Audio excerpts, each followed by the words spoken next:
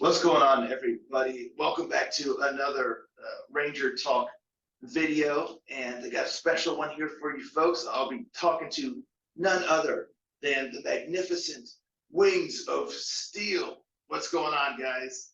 How's it going, man? How's it going, Rangers? Yeah, right? Yeah. This Ranger's doing good, but all the Rangers out there, I hope y'all are doing good too, yeah? Awesome. Thank you guys so much for taking the time to chat. Really, really appreciate it. My pleasure, man. But yeah, so I guess first and foremost, would each of you mind introducing yourself and letting everybody know what your role is in the band? Yeah, so my name is Leo Anamark. I am the singer of Wings of Steel. And I'm Parker Halb, and I am the guitar player of Wings of Steel. Awesome, awesome. Yeah, and with your powers combined, right, is Wings of Steel. Hell yeah, man. Yeah, man. Sweet. So how did the band form up to begin with? How did you guys get together? Yeah, we met back when we were studying music in Los Angeles, and we were both looking to start a band. And seeing as we were pretty much the two guys there who was dressed the part or whatever, we kind of got in touch and we started talking, and we started talking about music and some bands we had in common. We got jamming on some stuff, and smooth sailing from there on out, man.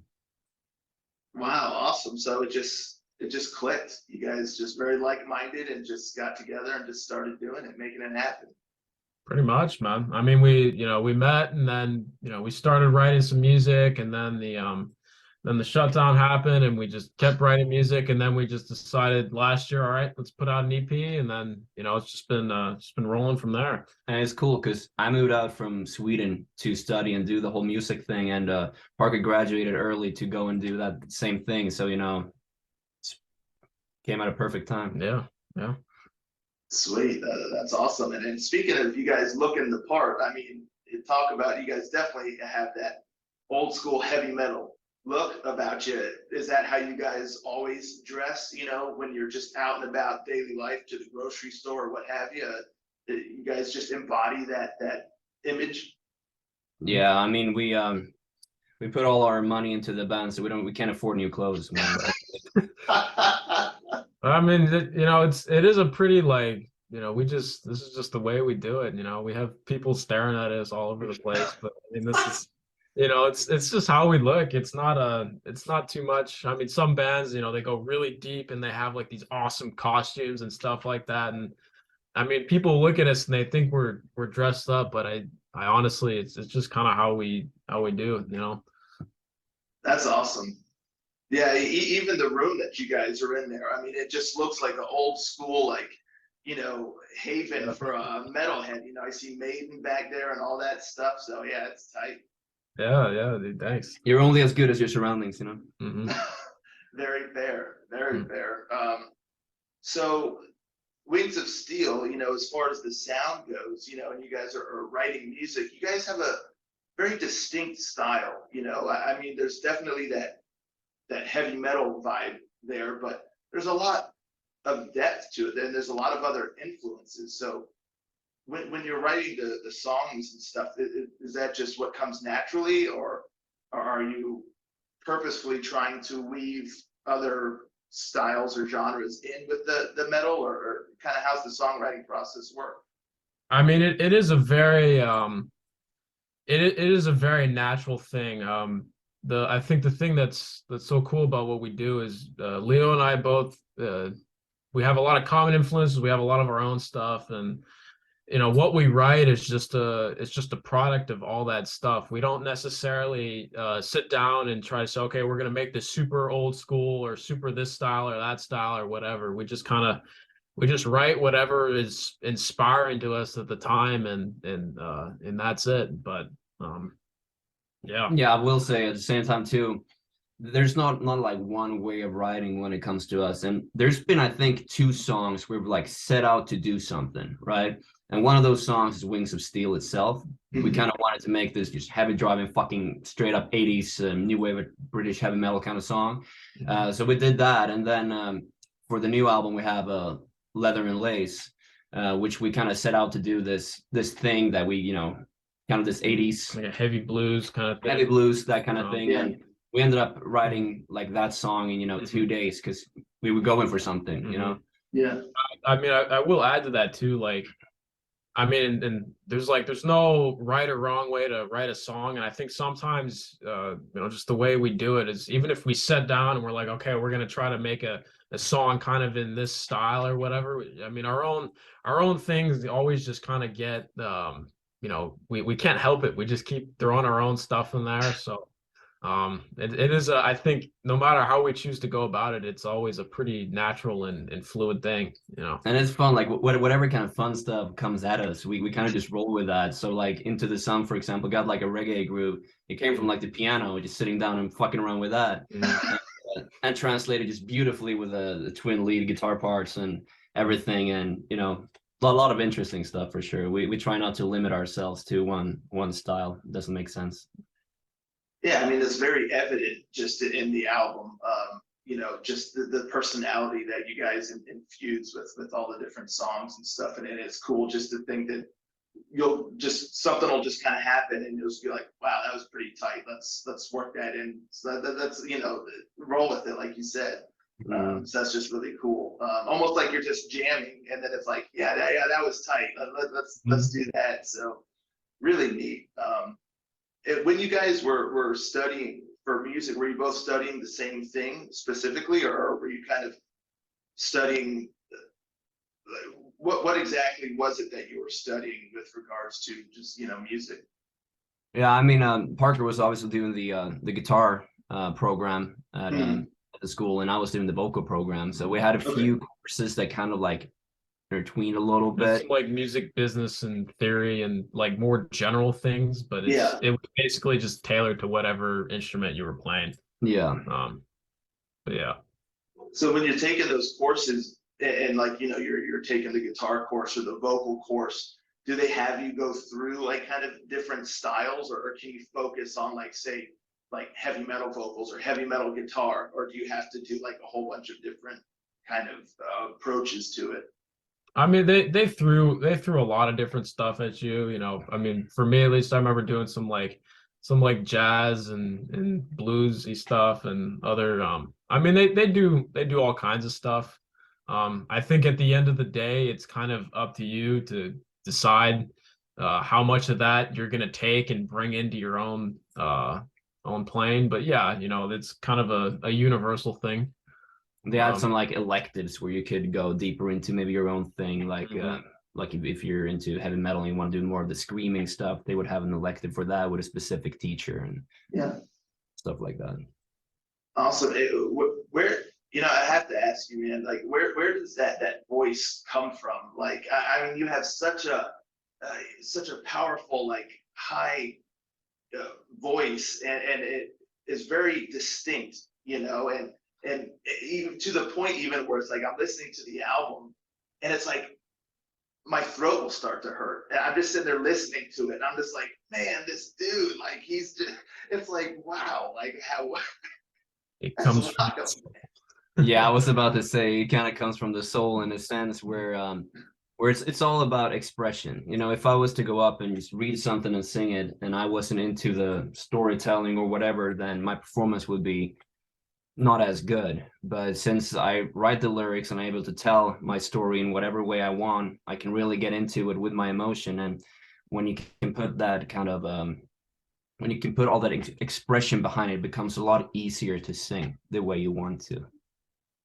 Yeah, it's just wild, and just the versatility of, you know, both the guitars and the vocals through these different styles, and even in the songs themselves, it almost, and a lot of them, some are more direct, you know, of course, but others just have this just kind of almost free-spirited way of just, you know, it starts and it kind of just organically flows, you know, all the way through and is less direct, you know.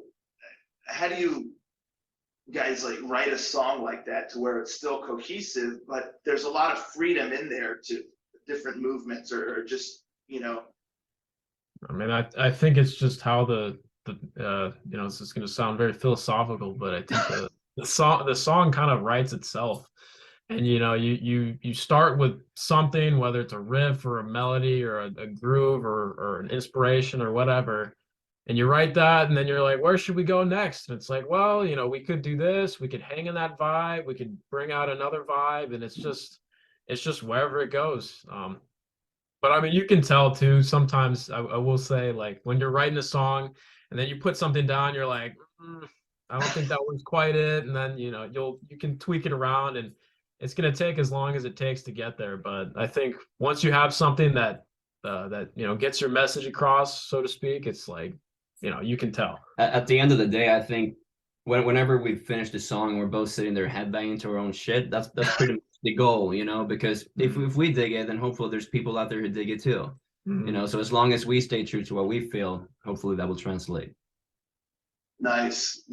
Yeah. And you said you released an EP, and then this latest album, Gates of Twilight, is the debut full-length album, correct? So after you did the EP,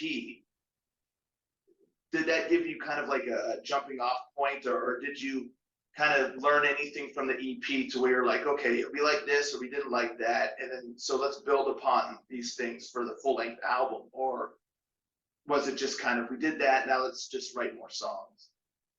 I mean, a little bit of both. I think the EP was, in many ways, it was a learning experience because not just, I'd say more so on like the actual production of the album. So it's all the stuff of, finding a guy to do the artwork and finding a guy to do the mix and getting all the sounds that you want to have for the album. And yeah, there's like little small things where it's like, okay, like next time we'll try to record this a certain way. And but it was pretty much the EP in terms of like the production and getting everything. It laid a nice foundation for us, and we just took that and ran with it on the album. Yeah, and as far as the singles go, you released Leather and Lace, right, and Cry of the Dam, right? Both of those are a little bit more direct, on the album compared to some of the other songs. Did you do that purposefully to kind of say, hey, look, this is like some heavy metal, this and that, and then just kind of wait and let people kind of jump into the album and kind of be surprised? Because I have to admit, I even, I think I mentioned it in one of my reactions or whatnot, is that I expected the whole album to be a more kind of traditional, direct, classic heavy metal kind of thing. And then I was listening to it, and then when I got to track 4, Parker, I know I said this to you in the email. When I got to track 4, Garden of Eden, I was like, what on earth is that? Where did this come from? Like, it just really took me by surprise. And there's a lot of really cool surprises, and there's a lot more nuance on the album than the singles may, lead on. Did you do that purposefully to kind of release like the more direct, traditional type of songs from the album, and then let people just experience the rest on their own? Or what was the thought process behind those songs specifically? I think sort of there is a thing to when we sit down and we choose to put a song as like a music video or whatever. We think, okay, like how are people gonna respond to this? But I mean, I think the same thing could be said if we pretty much picked any song on the album, because let's say we chose to put out the Garden of Eden as like the big single for that. And then you would get people who come in because they heard that song and they're expecting us to be like a doom band or something like that. And I think that's just kind of the nature of the music we write. Is it's very dynamic, and you can try to put us in a lot of different styles because we have a lot of different aspects in our music. So I think in this case we just chose those songs just because we figured, well, we'll just pick those and roll with it, and Now, I think too, from a lyrical standpoint, choosing Cry the Dam to be like the single we put out before, it kind of ties together the lyrics for the most part of the album into one song, at least the concept of what is the album, if you want to put it like that. Deeper detail. Yes. Yeah. But yeah, pretty much what Parker said. I agree. So yeah, that's a good point. Yeah, I guess it wouldn't matter what song you put out there. People would have their preconceived notion now of like, oh, this is what the whole album's going to be like, and it's just not. There's a lot there. And like you said, very dynamic, and it's very cool. There's surprises, and a lot of fun to be had for everybody. And so you guys are based in Los Angeles, California, correct? Yeah, we actually, so right now we're out in Thousand Oaks, which is, it's a suburb of Los Angeles, but Okay. if you're not from here, it's basically LA. LA. But yeah. Yeah, I was gonna ask because I'd say in the U.S., Los Angeles is probably one of the biggest hubs as far as like heavy metal goes, probably, right? Yeah, I don't know. You can tell me more about that, but I was just gonna ask, was it difficult kind of trying to stand out or get noticed in the scene where you guys are there in Los Angeles? I mean, the whole thing in general, there's a lot of like pay to play, and there's a lot of musicians and small bands and stuff. And I don't think we never really gave it that much thought. We just kind of went about our stuff the way that we wanted, and then it's like, all right, it's time to do a show now. And we reached out to the appropriate people. And the most important thing is that, if your music is good to begin with, that's the most important thing. People will pick up on this. If your music is good and you go up and you do a good show, people will remember it and they'll come out to your next show and it'll kind of grow.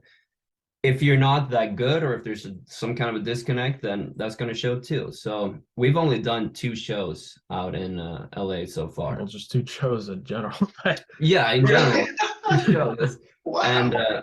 And they've both been really great, and we could see that the numbers grew from the first to the second show, and we got our 3rd one coming up, so I'm sure that's going to be just terrific. I will also reiterate on that. There's definitely especially with like the hard 80s hard rock heavy metal thing, and it's because of all the hype from back in the day. There's like a huge perception of what this scene in LA is, and the reality is there's still bands, there's still people and places to play, but it's not it's definitely not what people think it is. And I think if you look at LA in particular, there's not really, I mean, I can't say for sure for some other different styles outside of rock because I'm not really too involved in that world, but with the rock and metal, there's like a couple bands in this style, you have like a little bit of everything, but there isn't really like one big cohesive scene that that stands out. Yeah. No, that's fascinating because it's like you just think like kind of LA kind of metal kind of comes to mind or rock.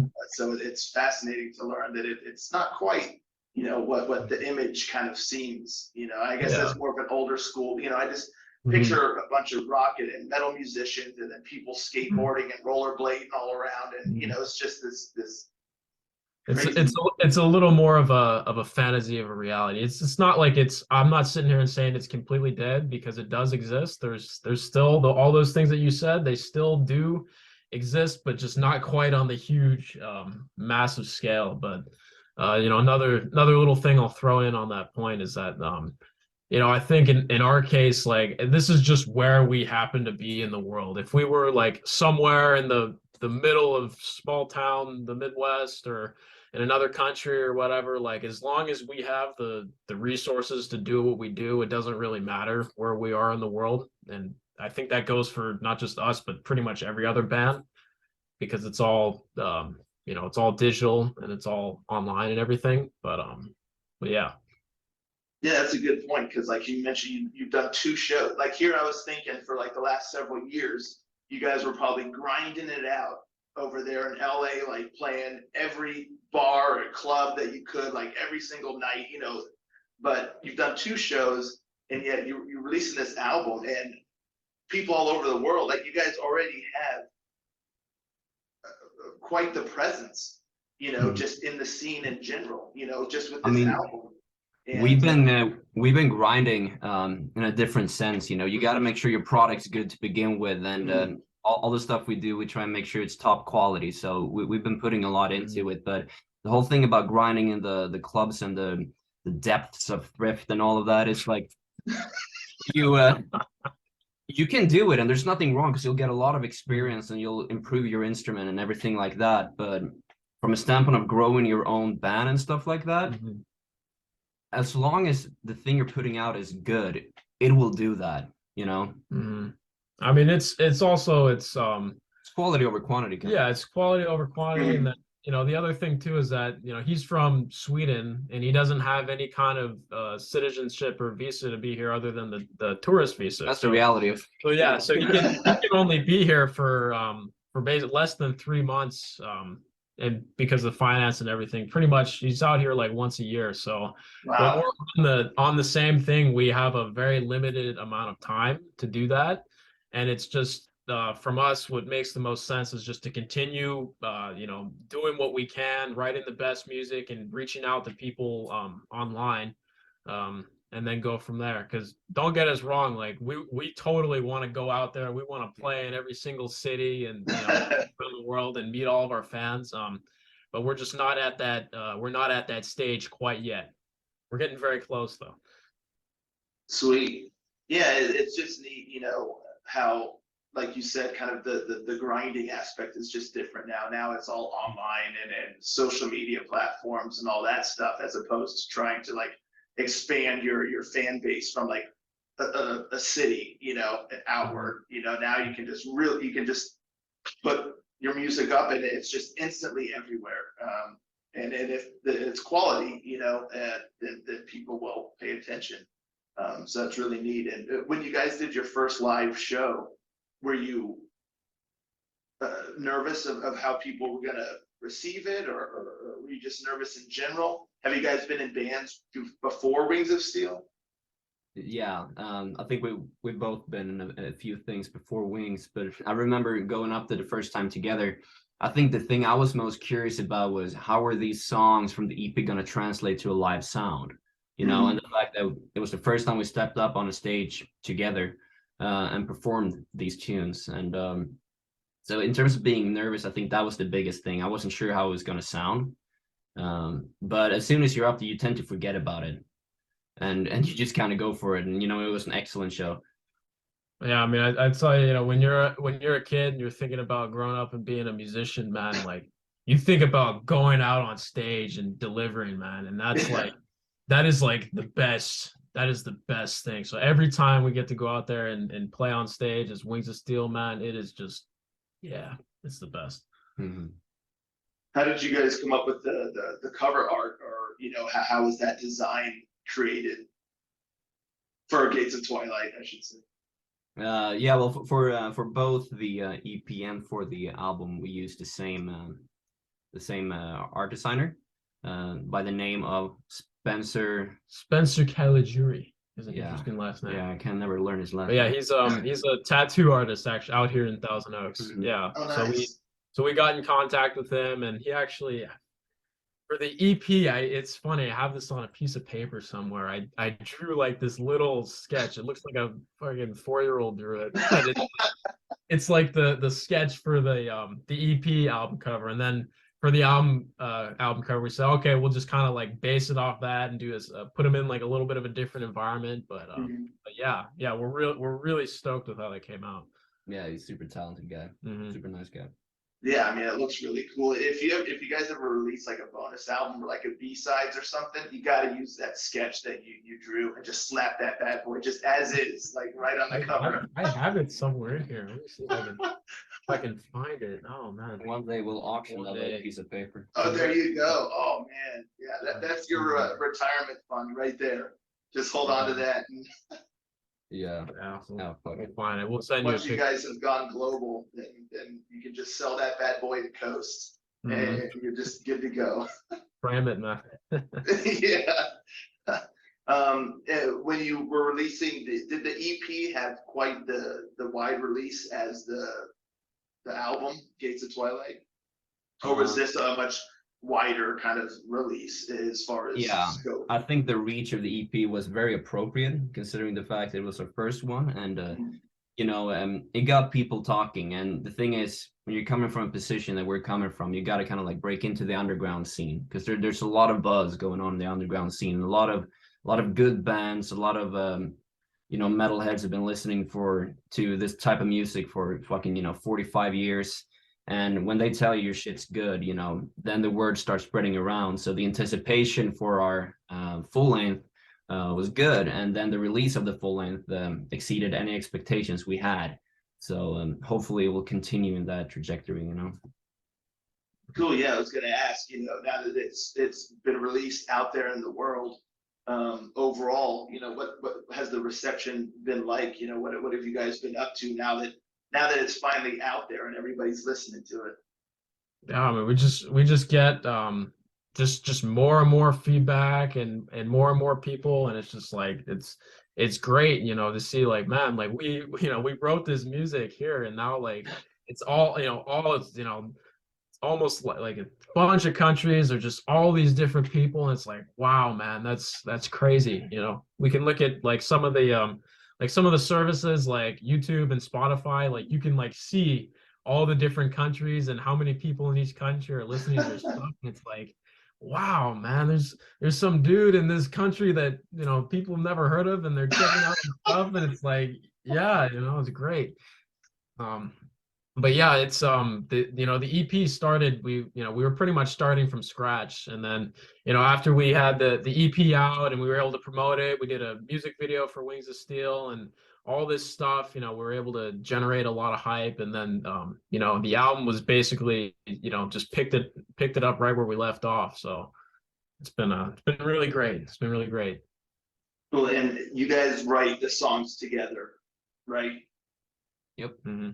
Cool. And yeah. Well, a little detail on that. I mean, sometimes like we individually, when you're a musician, you're being creative, you're always coming up with, you're sitting around and you're like, oh, this is cool, just a little fun recording. And but yeah, I mean, all this stuff, it's not Wings of Steel until we both like sat down. We're like, okay, I got this riff, and he's like, okay, let's do this. We're in this room with these green ass walls and stuff. That's what. Yeah. So that's Wings of Steel HQ right there, huh? Yeah, it is. Pretty Yeah, much, yeah. man. Pretty much, yeah. Nice. So the album name, Gates of Twilight, where does that come from, and how does that fit into the lyrical themes of the album? Mm-hmm. Well, the Gates of Twilight. So the entire like thing about the album is between it's talking of the balance between good and bad, life and death, all that stuff. And the Gates of Twilight is just kind of the point where you come to the realization that the one needs the other. That's the Gates of Twilight. That's why you're standing there in the flames. That's where the stallions are standing, and then there's the little thing up to the Gates of Twilight. And you can come from both ends of that spectrum. But sooner or later, you will come to the realization that you cannot have the one without the other. And I think musically and lyrically, I mean, the lyrics, we'll be the first to tell you, like, lyrics are however the listener chooses to interpret them, because how that song, what it means to you when you hear it, that's how it's supposed to be. So we're whenever people ask us like, what is this song about, or what is that, we're always kind of like, well, it's kind of about whatever you want. And the lyrics and the music is written in a way where it allows you to see it in multiple different ways. But I think a common, it's not quite a concept album, but the common theme running throughout the album is it kind of explores the different sides and the relationship between those two things. So yeah. Yeah, it's really neat. It even makes sense, I guess musically too, because there is a lot of just kind of ups and downs. Like you kind of go from extremes, all the way through. So that fusion of the music matching kind of some of the lyrical themes, was that intentional? I think, well, the music was written before the lyrics. And okay. This is kind of how I go about writing lyrics to begin with, because it does tie into a lot of things, which makes it possible for the listener to interpret it in his or her own way. Yeah. So hearing that as we're writing this stuff, I'll get some ideas while we're writing it. It's like, oh, here comes this fucking epic section, and then goes back to some doomy, gloomy, slow fucking thing, and it opens up a lot of potential for wordplay and storytelling and stuff like that. And I'd be a fool not to, take advantage of that. Yeah. So I guess it's I guess you could say it's intentional. I think really it's just a little more natural. You know, it's kind of Yeah. just everything in the music, and you know, even if you look at the music itself, you know, the guitars are, and then the drums are playing off the guitars and the bass and everything. Like it's all everything is playing off of each other, and the lyrics are no exception. Um, Yeah, I mean the album, definitely has a mood and a vibe about it, and it just it feels like a kind of a natural groove. Like I said before, a lot of times the songs, they don't feel like they're being rushed. They're given time to breathe and just kind of just ebb and flow, and just move. So yeah, I dig it. I totally dig it. So have you guys already started writing some more material, or what are your plans now that Gates of Twilight is out there? What's the future here for Wings of Steel? So basically, right now we're trying to work all the details out for when we go to Europe next year. Oh, We're trying to get those shows in order because we're doing the Keep It True festival in Germany, and wow. yeah, we're setting up as much as we can around that. But yes, I mean, whenever we have a minute over, we do sit down and we try and write some stuff. We were doing that just yesterday, actually, because man, that shit really fuels the fire. That your soul needs that. You're doing all this business stuff all the time, and it's all about the music at the end of the day. So whenever we get a chance to sit down and write something, we try and do that for sure. mhm. Yeah, no, please. I guess if we look at things in from the business end of things, like right now, you know, we have the album out, we have the Leather and Lace music video out, we have another music video coming out sometime at the end of next month or maybe early July. But we have one more coming from you. We won't say what song it is, but we have another video. Cool. It'll be a surprise. And then we got a headline show at the Whiskey A Go Go on July 5th. And Wow. then Which will be the last show of the year. yes. And then Oh, wow. so and then throughout the rest of the year, basically we've been looking to try to get a vinyl done, and get that available of the album. So and then just continue to promote the album and build and prepare for next year. And then yeah, come late spring 2024, we're gonna be hitting Europe. So far, we only have the one festival booked, the Keep It True festival, but we're gonna try to get out there and play some more shows. And then after that, depending on how things are playing out, we will get working on release number 3. Hell yeah. Stoked. I'm stoked, man. He's ready already. Oh, that's so cool. You guys, Whiskey A Go Go, awesome. So anybody out there, if you're anywhere in that vicinity, you gotta check out Wings of Steel while they're there, because that's it for the rest of the year. That's it for 2023. Yep. And if you want to catch them next year, you have to go to Europe if you're not there already. So, but if you're in Europe, awesome. Good for you. Yep. Lucky you guys. You get to see them next year. That's really, really exciting stuff that you guys, got planned and are working on, and already going over to do a European tour. Yeah, it's going to be a whole tour. You say you got the one gig right now, but just wait, man. You guys are just going to be all over Europe. So that's going to be awesome. But yeah, when you guys are hanging and just chilling, do you guys ever do anything that's not writing music? Like, what else do you guys like to do, Parker said it very well once. He said, when we're not writing the metal, we're lifting it. So Okay. we do go to the gym a lot. It helps us reflect on a lot of things, and it's just something we've been doing a lot throughout our lives. We both play sports growing up and stuff, and we have a profound interest in food. So we do cook a lot, try to make good dishes. What else do we do, man? Well, it's good that you guys work out a lot then too. If you really into make cooking food, it's like, hey, they work together very nicely. It's a Twilight right there, man. Yeah. That's right. But yeah, I mean, other than that, man, we sit down and here in California, weed is legal, so we smoke some weed and we listen to music, and it's great. That pretty much covers that's pretty much it, man. Nice. I mean, you guys are just living the rock star life. I tell you Yeah. what. So awesome, man. I dig it.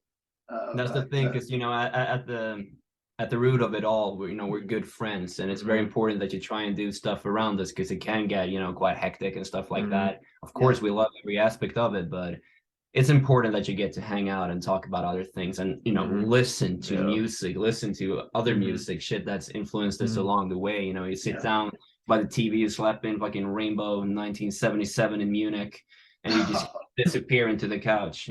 Nice. I mean, I will say too, like something, cool detail about the album is actually, so we wrote that album last summer. It's basically in like 10 weeks. But before that, I went over to Sweden, and we hung out, and we had a great time just hanging out there, chilling, and it's like all that like just going and having like good life, positive experiences like that does something for your inspiration. And I think like that, Gates of Twilight album ended up the way it is in large part because we just had a great, we just hung out and had a great time on vacation, just chilling. And like that energy was like, that has a huge presence on the album.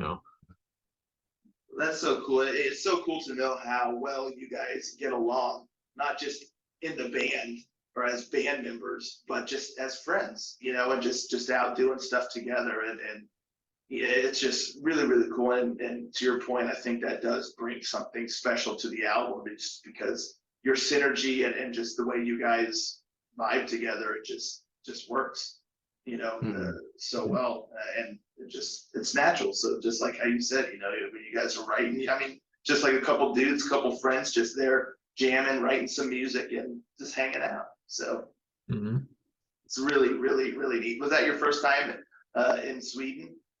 Yeah, I'd never been. I've been to Canada before, but other than that, I hadn't been out of the country. So we're in Sweden for a bit. I got to, hang out where he lives on the island of Gotland, which is like this cool, like little island off the coast of Stockholm. But we're hanging out there. It's like this total. I'm like, we're in Sweden, but it's like summer, so it's like all warm and nice outside, and went to the beach and went swimming. I'm like, this is not what I thought about, Sweden. But yeah, we're over there, and oh man, the everything I ate at a restaurant in Sweden was excellent. I mean, maybe I just got really lucky, but really, really great food. And then actually before we went back, we his he has a girlfriend who lives in Germany, so we went to Germany and hung out there for a bit. But yeah, it was great, man. I love Europe. I can't wait to get out there and like play some shows out there. Yeah, and it was cool too, because when we were in Germany, we went and we saw Iron Maiden in front of like 60,000 people,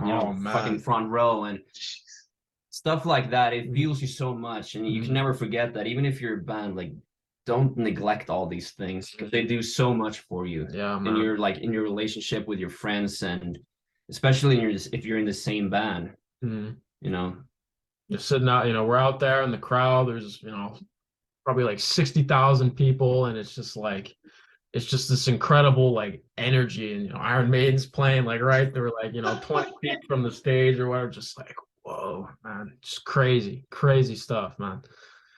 That's wild. So in like 40 years, people will be telling stories about, man, we saw Wings of Steel, man, and the 60,000 people, and then they'll be telling the same story, but with you guys. So hopefully that's exactly what the goal is, because Maiden, all these other bands, man, they do that for us, and we can only hope that we will be able to do the same thing one day. Sweet. Well, I mean, you already are, music and the bands like, it's bands like Maiden and such that inspire you guys.